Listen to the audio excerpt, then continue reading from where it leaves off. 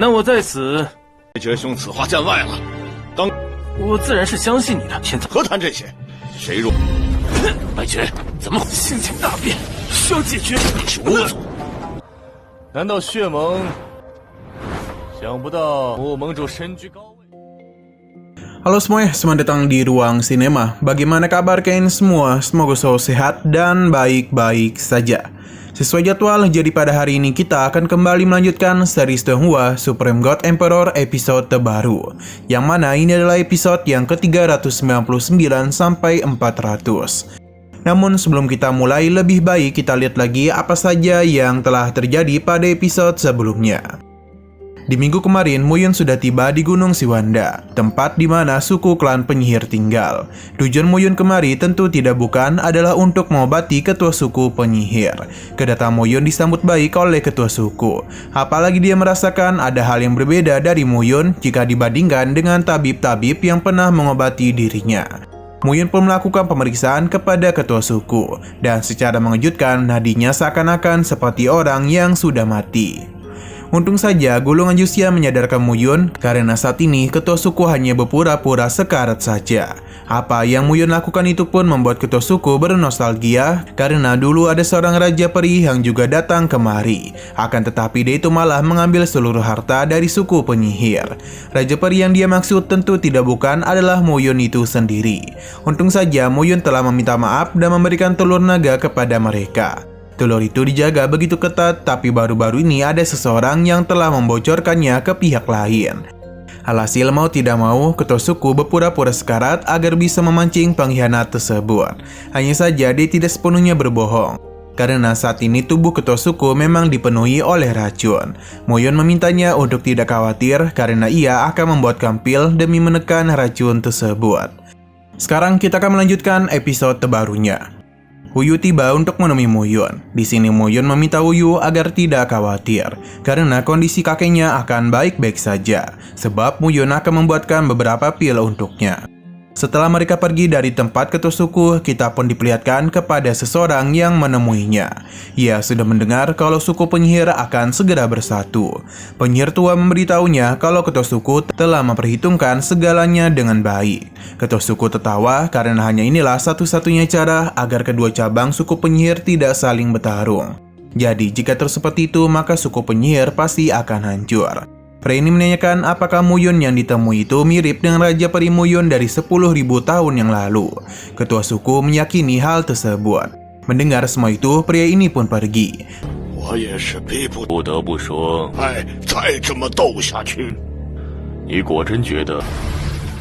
Di sisi lain, Ji Tianchen kembali ke rumahnya dan di sana sudah ada Beije.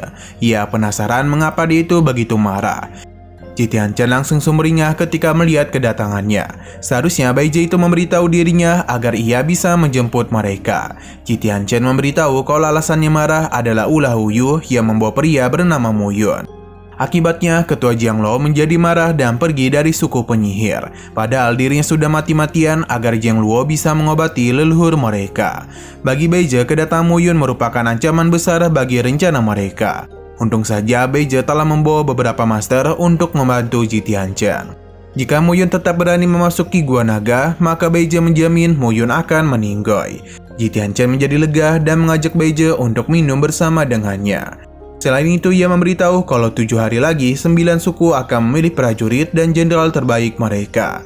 Ini semua dilakukan untuk bisa memasuki Gua Naga.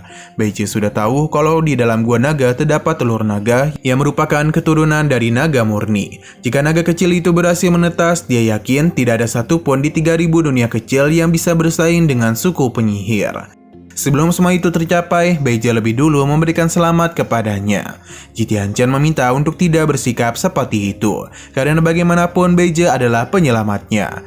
Jika bukan karena bantuannya, maka mungkin diri ini sudah lama mati.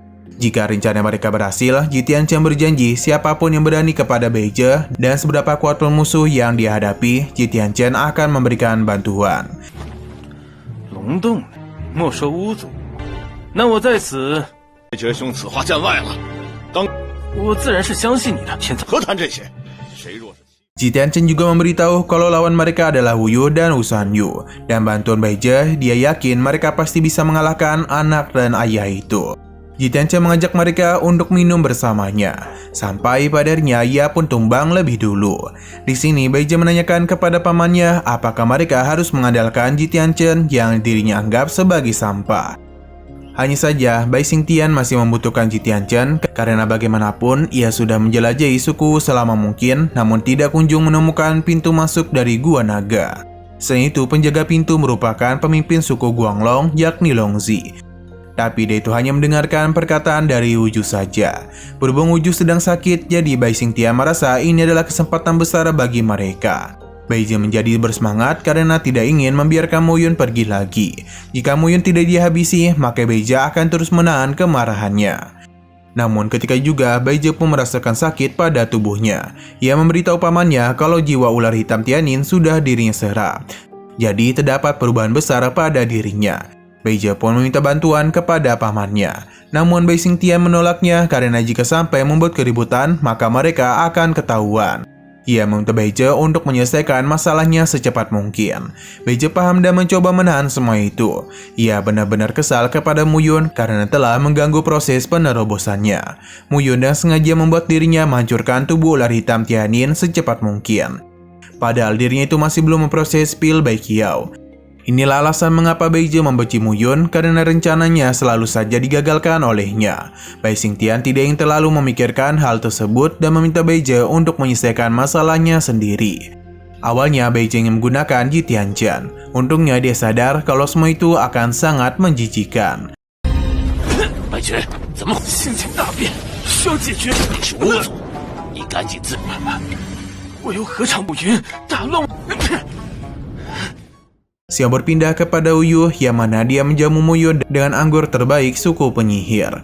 Mereka berdua pun saling bersulang untuk merayakan jalinan persahabatan mereka. Wu Yu senang karena selama bertahun-tahun baru kali inilah dia melihat kakeknya bangun dari tempat tidurnya. Mu Yun meminta agar tidak berterima kasih kepadanya. Di sini Wu Yu penasaran apakah aliansi darah akan baik-baik saja ketika Mu Yun meninggalkannya. Mu Yun begitu percaya diri dengan formasi pertahanan yang dirinya bangun. Mendengar semua itu membuat Wu Yu lega. Ia juga memberitahu kalau para warga menjadi senang dengan kondisi ketua suku saat ini. Mereka bahkan memanggil Mu Yun sebagai seorang dewa. Di tengah pembicaraan, Wu Yu baru ingat kalau suku penyihir juga memiliki seorang alkemis berbakat. Dia merupakan saudara dari pria yang dipanggil sebagai Yang Mulia di wilayah tengah. Seketika saja Mu Yun pun teringat dengan sosok Si Shao. 年不见好转，现在巫族内，好些年的事情，我们巫族内尊者还是兄弟呢。 Dan perasaan yang kesal, Mu Yun menanyakan bagaimana Wu San bisa tumbang. Wu Yu juga kurang tahu akan hal tersebut, akan tetapi kakeknya lah yang melihat hal ini secara langsung. Ketika itu bukan hanya orang-orang dari Gunung Xuankong saja yang bertindak, namun ada seseorang yang sangat hebat ikut campur dalam masalah tersebut. Jadi karena itulah mengapa sosok raja seperti Wu San ini bisa dihabisi. Rumornya orang itu layaknya seperti dewa. Kakeknya pernah mengatakan kalau orang-orang itu menggunakan gaun putih dan membawa sebuah pedang. Mereka memperkenalkan dirinya sebagai Tianjin-man. Mu Yun sadar kalau itu adalah gerbang pedang 33 surga. Mengetahui hal itu, semua ini benar-benar membuat Mu Yun kesal. Walaupun begitu, ia tidak memberitahu kepada Wu Yu mengenai alasannya kesal, dan hanya memberitahu kalau ia hanya memikirkan tentang Wu San saja. Wu Yu mengingatkan Mu Yun mengenai dekatnya mereka memasuki Gua Naga. Ia menanyakan pendapat Mu Yun mengenai apa yang harus mereka lakukan. Mu Yun terus berpikir hingga 3 hari pun berlalu. 我是没见过，不过只是想到巫神这等人物被杀。对了，据说进入龙洞的时间， yang mana kita dibawa ke pertemuan seluruh pemimpin cabang. Wu Ju menyambut kehadiran dari perwakilan Menara Lanjin dan juga Pavilion Bayangan. Mereka memang memiliki hubungan dalam bisnis, tapi untuk masalah kali ini merupakan masalah dalam klan penyihir. Jadi orang luar tidak diperbolehkan untuk ikut campur. Tapi orang-orang ini tidak mau karena mereka sudah tahu mengenai permasalahan Gua Naga. Selain itu Gua Naga ini ditemukan oleh Yun Jun pada ribuan tahun yang lalu. Jadi seharusnya klan penyihir tidaklah berhak memberikan larangan. Wu Ju tidak membuat masalah dan menyambut kehadiran Menara Lanjin dan Pavilion Bayangan yang ingin ikut bergabung. Sebagai ketua klan penyihir, Huju tidak akan menghentikan mereka. Hanya saja dia mengingatkan mengenai betapa bahayanya Gua Naga. Dia berharap kedua belah pihak bisa bersiap menghadapi kemungkinan terburuknya. Para perwakilan tidaklah mempermasalahkan hal tersebut. Mereka berterima kasih kepada Huju yang telah memberikan izin. Hanya saja mereka tidak pernah mengira pemimpin aliansi darah yakni Muyun juga berada di sini. Mereka penasaran apakah aliansi darah telah diambil alih oleh klan penyihir. Muyun tidak mau menjawab, apalagi dia tidak mengenali pria ini. Bagi pria itu, Muyun hanyalah pemimpin kecil, jadi dia tidak tahu mengenai dirinya. Hanya saja dia ini kesal kepada Muyun karena seharusnya adiknya itu telah menikah dengan Suan Wuxin. Namun Muyun malah menghabisinya. Ia pun meminta Muyun untuk selalu berhati-hati. 难道血盟想不到莫盟主身居揽云，我妹妹死在莫盟主手中。 Huju terkejut karena baru mengetahui hal tersebut. Ia pun meminta Muyun untuk waspada kepada Lan Yun, karena kemungkinan besar ia akan balas dendam kepadanya. Muyun tidaklah takut, bahkan jika perlu dirinya akan membuat Lan Yun bertemu dengan Suan Wuxin. Walaupun begitu, Huju masih menganggap orang-orang dari Pavilion Bayangan sangatlah berbakat, terutama Shin Mang ini. Jika Muyun bisa mengalahkannya, maka diri ini sangatlah ingin bertarung dengan Muyun untuk merasakan kemampuannya. Setelah pembicaraan singkat itu, mereka semua pun mulai melakukan perjalanan menuju ke Gua Naga. Sesaat kemudian, mereka pun bertemu dengan pria bernama Wuzi, yang merupakan penjaga dari Gua Naga. Lan Yun penasaran apa yang sedang direncanakan oleh klan penyihir, karena sejak tadi mereka hanya berputar-putar saja. Para tetua tentu kesal dengan perkataannya, karena mereka itu sama sekali tidak tahu kalau pegunungan Siwan ini sangatlah misterius. Sebagai klan penyihir, mereka selalu berdoa ketika memasuki hutan itu. Semua ini dilakukan untuk menunjukkan rasa hormat kepada para dewa. Mereka kembali melakukan perjalanan dan terlihat ada 3 gunung yang begitu jauh. Semua orang pun berada di tengah altar, yang mana ketika juga Ketua Huju memulai sebuah ritual. Entah apa yang sedang dirinya lakukan saat ini karena sebuah artefak dirinya keluarkan. Dan secara perlahan mulai membesar, bahkan lebih besar dari 3 bukit yang sebelumnya kita lihat.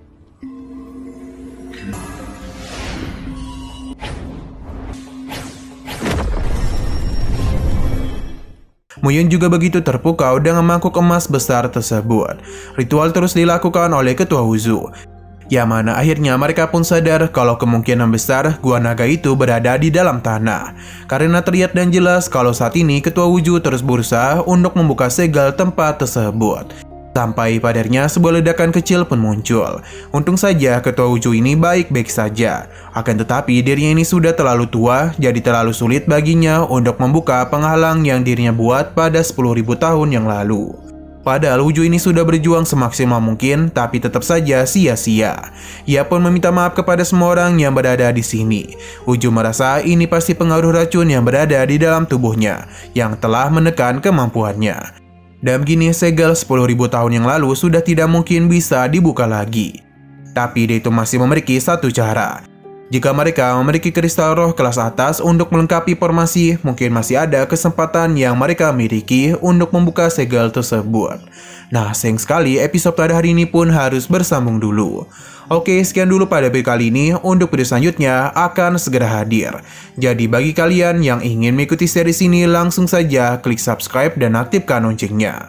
Terima kasih yang sudah menonton video sampai habis. Jika kalian suka pada video ini, klik like dan share ke teman-teman kalian tentang channel ini. Dan ditunggu aja kelanjutannya. Oke, sampai jumpa di video selanjutnya.